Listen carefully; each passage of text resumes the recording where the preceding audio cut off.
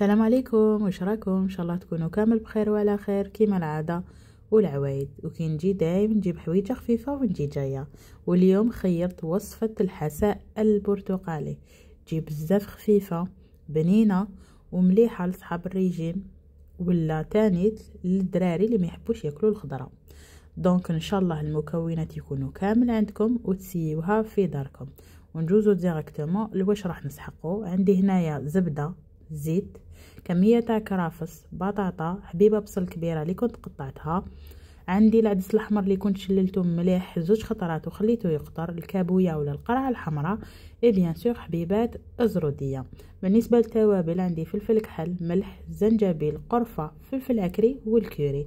الكوري اختياري، اللي عندها ديرو، اللي ما عندهاش تقدر تستغنى عليه، مي راح يعطي واحد البنه بزاف هايله لا سوب ديالنا.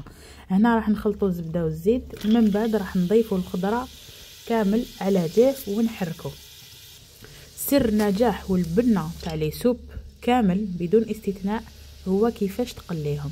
لازم تخلي الخضره تتقلى مليح مليح في لي سوب باش تجي بنينه وياخذوا البنه تاع بعضاهم.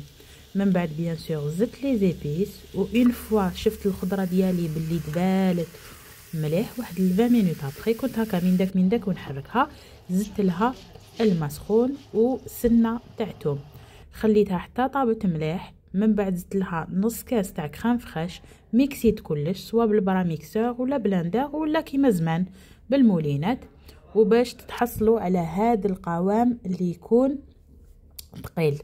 اللي حبتها شويه خفيفه تقدر دير شويه ما زياده.